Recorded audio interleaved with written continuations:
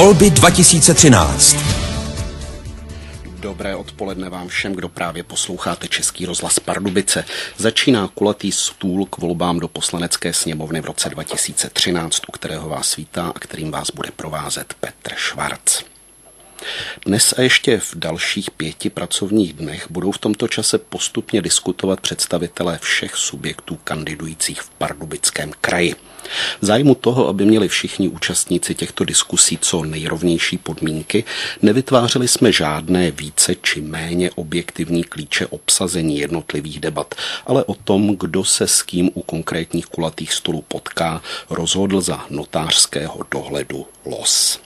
A ten do dnešní debaty vybral zástupce 3 kandidátek, kteří nyní mají každý půl minuty na to, aby sebe a svou stranu představili. Prosím, jako první Jiří Junek.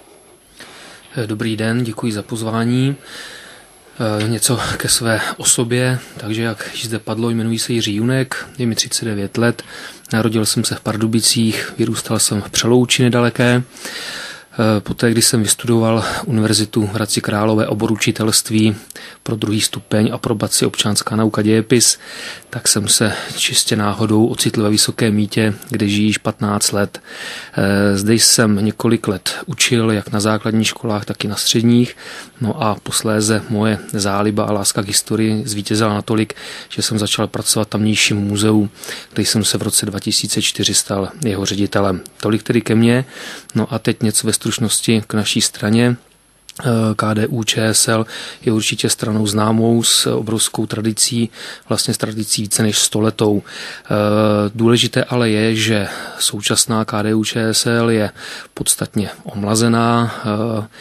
Myslím si, že ve vedení strany jsou lidé velice mladí a to je i znát, si myslím, na programu této strany. Myslím si, že K programu se dostaneme. Děkuji. Petr Bajer. Dobré odpoledne, jmenuji se Petr Bajer, je mi 46 let, jsem podnikatel z Holic, jsem místopředsedou strany soukromníků České republiky, předseda krajské rady strany soukromníků České republiky a lídr této strany v nadcházejících parlamentních volbách. Strana soukromníků je stranou stavovskou, hájící zájmy drobných středních podnikatelů, jejich rodin a jejich zaměstnanců. Náš volební program by měl především oslovit drobnou a střední třídu společnosti, což je většina obyvatel České republiky. A třetím dnešním účastníkem je Ondřej Hlaváč. Dobrý den, mé jméno je Ondřej Hlaváč a kandiduji za volební blok Hlavu vzhůru. My jsme nové uskupení a v podstatě vzniklo, bych řekl, z toho důvodu, že podle mě ODS a TOP 09 udělala ze slova pravice skoro sprostý slovo. Jediné, co mě v podstatě mrzí, když tady sedím s panem Bajerem, že tady nesedí jenom jeden z nás, protože od toho je to volební blok, který měl jakoby snahu spojit pravicově smýšlející lidi, protože podle mě tyhle volby budou především o vidění světa jako celku. Ale sedíte tu oba. Takže, jak jsme si řekli, dnes zástupci KDU-ČSL, volebního bloku Hlavu vzhůru a strany soukromníků České republiky. Sice hovoříme v Pardubickém kraji, v Pardubickém rozhlase, ale volby, o kterých mluvíme, jsou volby do Poslanecké sněmovny. Jsou to volby, ve kterých pokud uspějete, stanete se zákonodárci. S jakými hlavními prioritami jdou do těchto voleb, a teď mám na mysli právě priority celostátní vaše strany. Začneme zase od Ondřeje Hlaváče, volební blok Hlavu vzhůru. V podstatě začal, naším hlavním cílem je snižování daní. Je to snížení, v podstatě my bychom chtěli v DPH se dostat až na jednotnou sazbu 15% a chceme v podstatě ulehčit podnikání. Mým osobním je, já jdu v podstatě do těchto voleb s heslem, že na podpoře živností vyděláme všichni. A to je i vlastně moje, podle mě největší přínos, protože když pomůžeme živnostím a podnikáním, tak se nám výrazně sníží nezaměstnanost a to je podle mě lék v podstatě skoro na všechno. To je vlastně takové hlavní volební motto vaše, nebo takhle, volební motto moje je na podpoře živností vyděláme všichni. A protože jsme blok a každý jdem své svojí kůží na trh, já chci mluvit především o svém, ale co se týče celého bloku, tak je to především snižování vlastně státních vlivu státu a přesouvání na podnikání, snižování daní, hlavně je to v podstatě to pravicové myšlení, který podle mě ODS a TOP 09 úplně vypustila a není tady pravice. Ano, ODS a TOP 09 ovšem nejsou účastníky této debaty, takže prosím věnujte se ano, hlavně straně Hlavu vzhůru a současným našim debatujícím. Petr Bayer, strana soukromníků České republiky. Tak hezky se poslouchá předřečník. My samozřejmě v našem programu máme nejen podporu drobného a středního podnikání, což je vlastně živná půda prosperujícího státu. Ve volebním programu máme například snižování daní, ať už spotřebních daní, sazby DPH na 5 a 20% a další opatření, legalizaci švart systému a další kroky ze zdravotnictví, péče o rodinu a podobně. A Jiří Junek, KDU-ČSL? Tak já pevně věřím tomu, že program KDU-ČSL je stavěn pro lidi, kteří se chtějí sami starat o sebe a nechtějí, aby se o ně staral stát. Stát se má starat pouze v momentě, kdy se lidé o sebe sami postarat nemohou, to znamená nemocní, staří a tak dále. Naší prioritou je, ono už to tady zaznělo, možná také oblast daní, ale nechceme ani snižovat, ani zvyšovat daně. My si myslíme, že tento stát už si konečně jednou zaslouží stabilitu, tak aby těm lidem, jak živnostníkům, tak vlastně všem byla dána nějaká jistota, že se každého půl roku nebo každý rok ty daně nebudou měnit a oni nevědí, s čím mohou počítat. Další věcí, na kterou určitě my sázíme, tak to je investice, řekl bych, do mládí ve smyslu toho, že chceme podporovat rodiny s dětmi, k tomu se asi ještě také možná dostaneme a určitě je naší prioritou podpora, rozvoj, ale možná i stabilita našeho školského systému a tam by se měly napnout veškeré síly, protože tam bude ten základ toho, jak se povede naší zemi do budoucna a víme všichni, že naše generace tady stárne a bohužel těch lidí, kteří jednou budou v důchodě, bude velké množství a někdo je bude muset živit. Oba vaši předřečníci se shodli na snižování daní. Co byste jim na to odpověděl? Tak určitě by to byla věc pozitivní, ale v tuto chvíli rozhodně na to není čas. Abych zůstal zatím u toho, ať se daně nezvyšují, to každopádně, až ten bude případně lepší ekonomický růst, můžeme se bavit o nějakém snižování daní. Jediné, kde by my jsme chtěli snižovat daně, tak to je v oblasti zboží, v oblasti DPH u zboží, které zase je směřováno k dětem, to znamená dětské pleny a kojenecká výživa a tak dále. Takže tam si to dokážeme představovat klidně i na nějakou nulovou sazbu. Ale bohužel v současné době bych řekl, jsou veřejné finance natolik vysoké, že si nemůžeme dovolit teď nějaké radikální snížení daní. Petr Bayer, strana soukromníků, kroutí hlavou. Já osobně musím teda nesouhlasit, protože snižování daní není nutné v době prosperity. Tam si myslím, že nás to nepálí. Myslím si, že je nutné snížení spotřebních daní, že je nutné snížení přímých daní, že je nutné snížení sazeb DPH, protože jsme se dostali na mez, kde je národ ožebračen. V podstatě nemá na základní potraviny, na knihy, na školství a tak dále. A my si myslíme, že snížením daní naopak rozpumpujeme ekonomiku. Ano, Ondřej Hlaváč, volební blok Hlavou vzhůru. To je přesně tohle si myslím. Prostě jestliže daně nesnížíme aspoň na úroveň, kde byly před vstupem, před minulou vládou, tak prostě v žádném případě žádnou ekonomiku prostě nenastartujeme. A peníze chybí, ale dají se prostě schánět někde jinde, než na daních. Já jsem o tom absolutně jako přesvědčený. Jakým způsobem byste chtěli tedy živit stát v okamžiku, kdy... Živit stát, snížit ho. Absolutně snížit počet výpočet ministerstvo třeba pro příklad pro místní rozvoj, když jsou tady kraje, a to je podle mě absolutně zbytečný ministerstvo. A další věc je to v těch veřejných zakázkách. My, když jsme nastupovali jako pardubáci tady na radnici, tak první, co jsme udělali, je, že jsme změnili vyhlášku zadávání veřejných zakázek a už první rok to na těch financích bylo výrazně vidět. A navíc prostě tím, že snížíte DPH, to tak dneska lidi šetřej, mají peníze v kapse a tím ekonomikou prostě nenastartujete. Petr Bayer, strana soukromníků. Já bych ještě dodal příklad spotřebních daní na pohonných hmotách. V okamžiku, kdy se zvýšila spotřební daň na pohonných hmotách, došlo k obrácenému efektu. To znamená, naše země se stala tranzitní zemí, kde se netankuje. Je v podstatě spočítáno, že každý rok náš stát přichází a ostatní státy bohatnou o zhruba 7 miliard korun, které se nevybírají ze spotřebních daní. A zároveň tento krok zatěžuje i běžné občany, nejenom podnikatele. Jiří Junek, KDU-ČSL. Tak já si myslím, že se shodneme všichni na tom, že by určitě bylo záhodno snižovat výdaje státu, a co se týká administrativy a ten příklad toho Ministerstva pro místní rozvoj, to si myslím, že asi většina lidí nebo z nás podepíše a myslím si, že budoucí vláda, ať bude jakákoliv, tak tady určitě do těch ministerstev také šáhne, ale když se bavíme o snižování daní, musíme se teda bavit konkrétně, jestli o procento, o 2, o 5, kolik by to teda znamenalo ztrátu na výběru daní a tak dále. Na druhou stranu ještě zase se tady všichni shodneme v tom, že by výběr daní měl být asi lepší. Říká se, že ročně uteče nějakých 200 miliard, samozřejmě kdyby se podařilo z toho vybrat aspoň půlku, tak zase další peníze jsou. Takže nemyslím si, že snižování daní je jediný lék, jsou tady další opatření, ale těch je celá řada.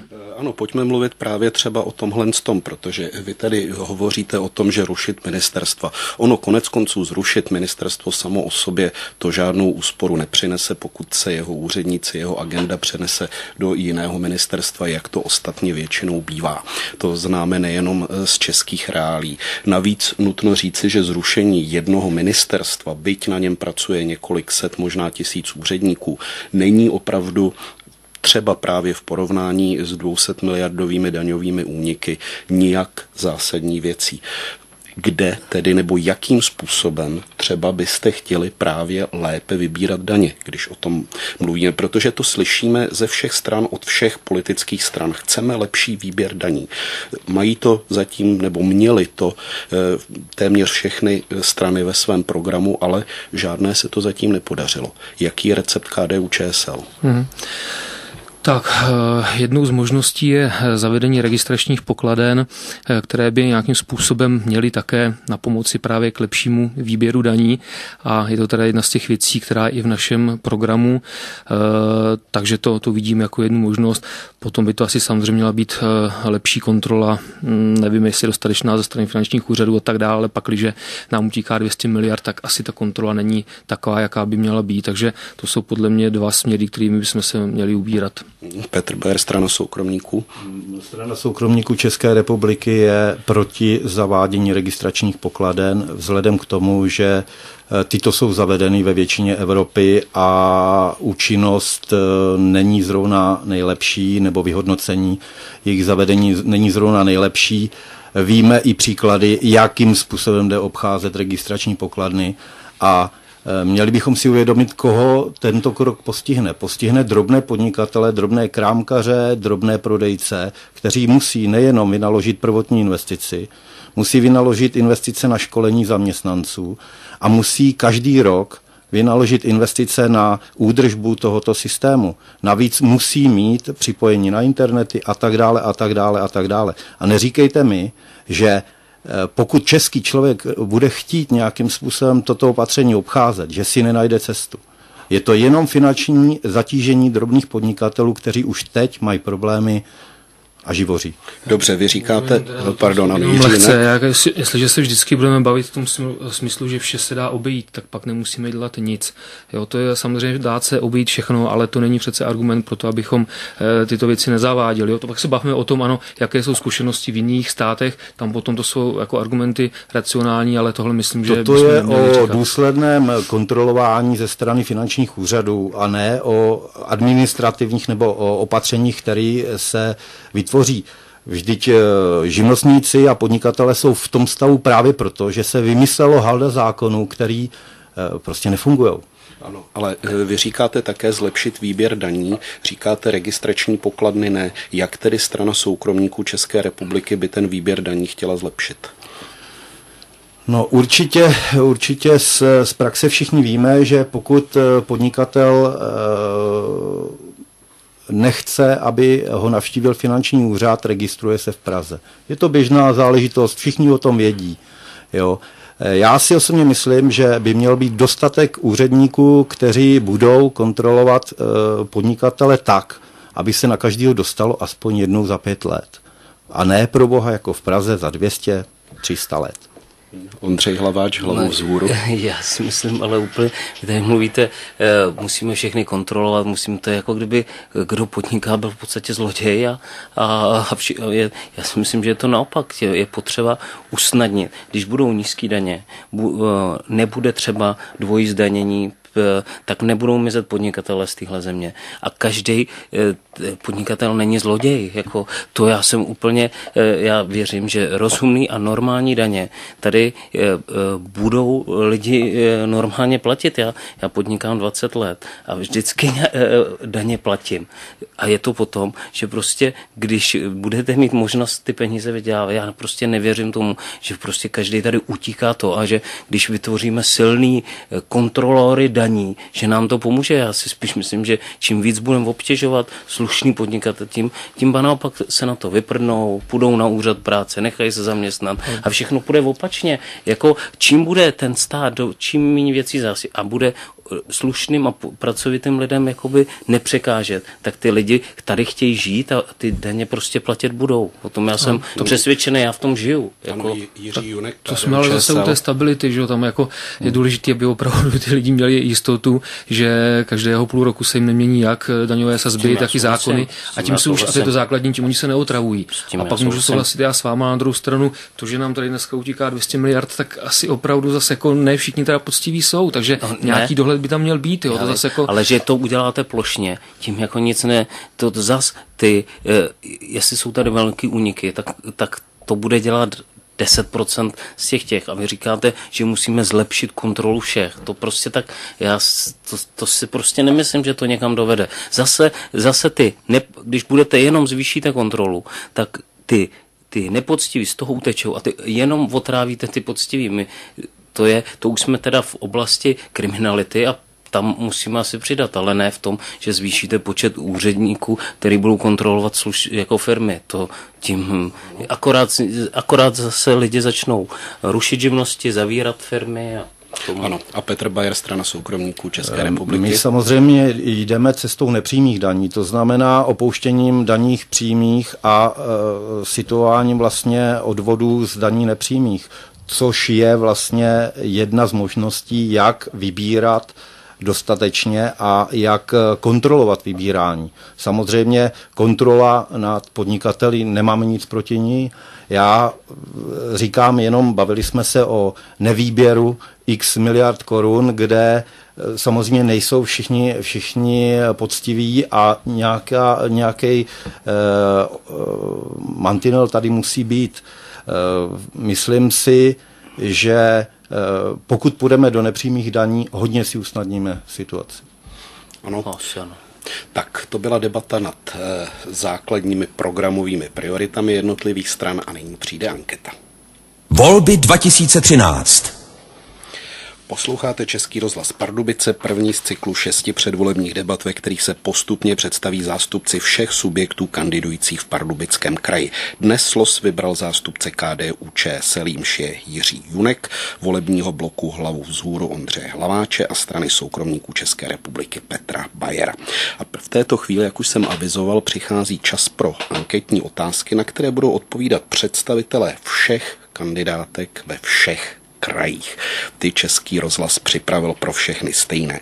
Takže ta první otázka je vlastně ta, o které jsme mluvili doteď, ale přesto ještě jednou krátkou odpověď. Chcete zvyšovat nebo snižovat daně, pokud ano, které a o kolik?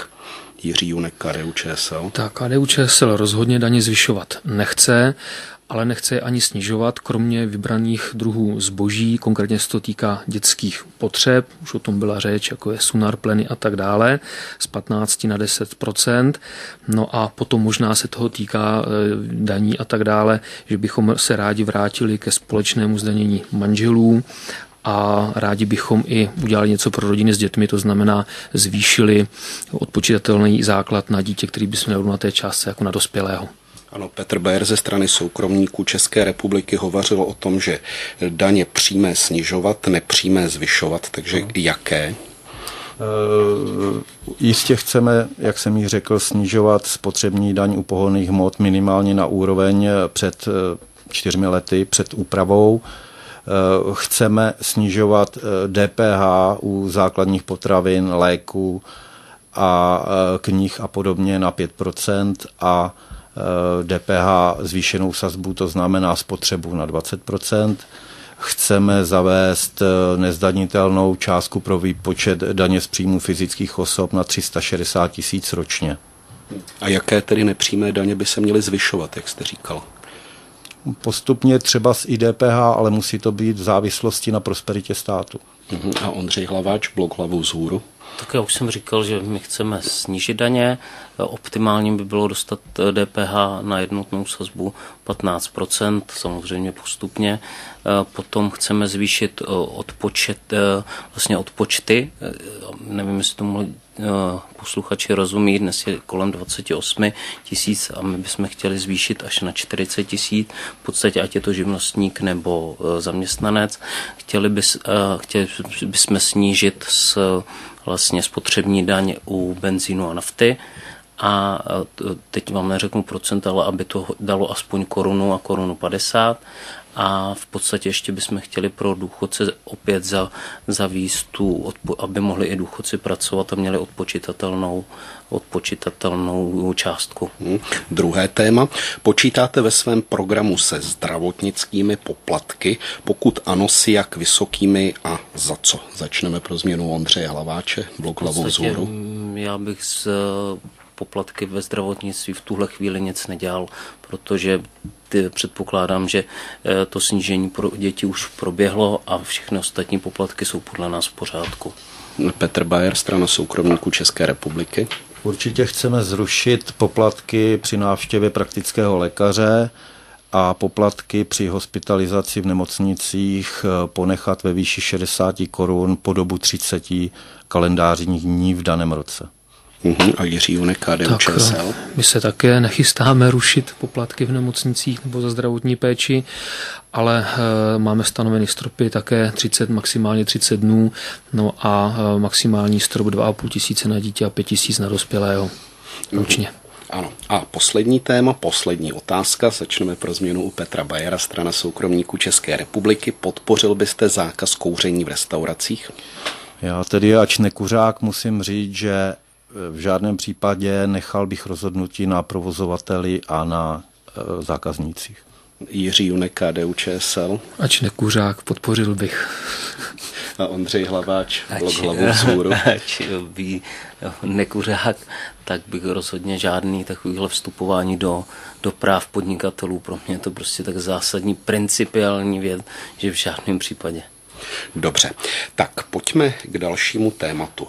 Jak jsme říkali, debatujeme tady o volbách do Poslanecké sněmovny, o volbách, jejichž vítězové budou z pozice zákonodárců rozhodovat o budoucnosti celé země. Ale kandidujete v Pardubickém kraji. A otázka je, co vlastně chcete přinést svým voličům právě v tomto kraji, co považujete za vlastně hlavní téma pro tento kraj a jakým způsobem se domníváte, že z pozice zákonodárce můžete voličům ve svém kraji pomoci? Ondřej Hlaváč hlavou vzhůru.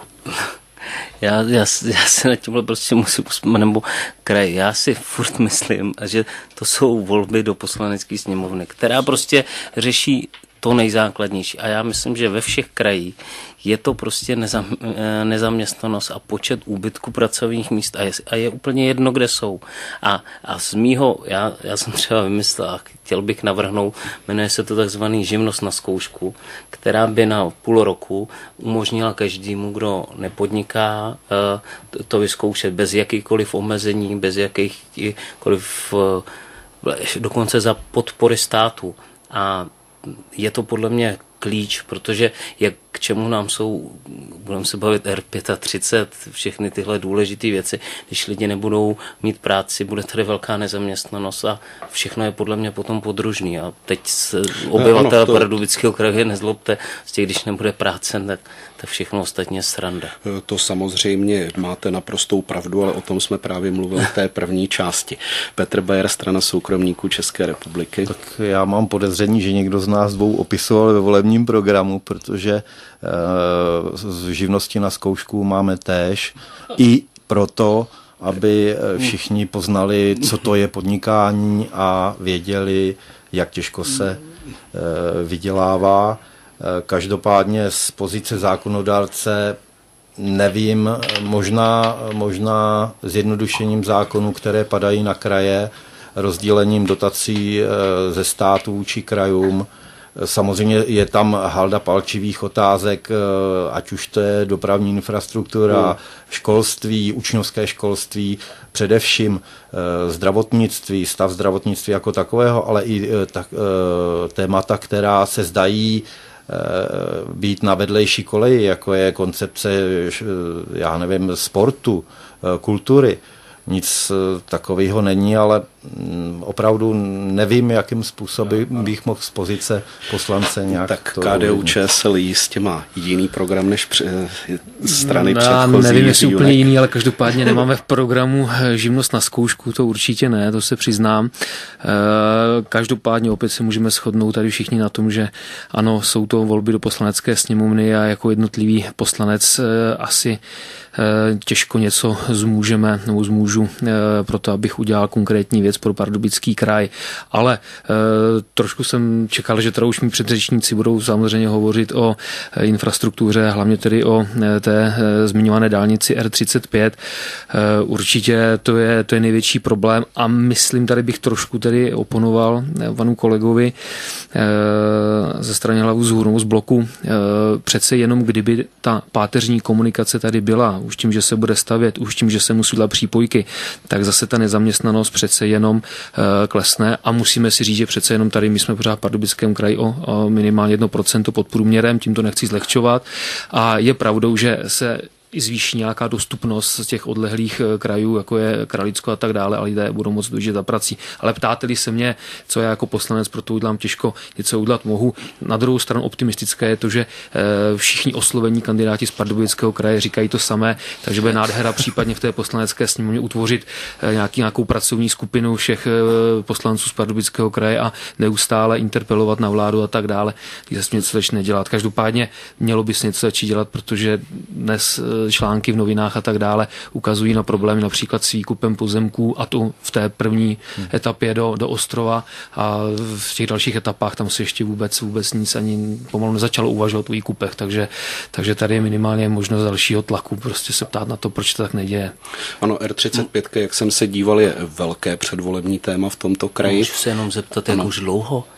Já mám pocit, jestli teda už to já zase tak na politiku zase tak starý nejsem, ale mně přijde, že to je téma minimálně 8 let a jako jestliže tam nebudou jiný poslanci za Pardubice, tak se obávám, že tady budeme sedět za 8 let a budeme se bavit, že R35 je opravdu ale nezbytně nutná.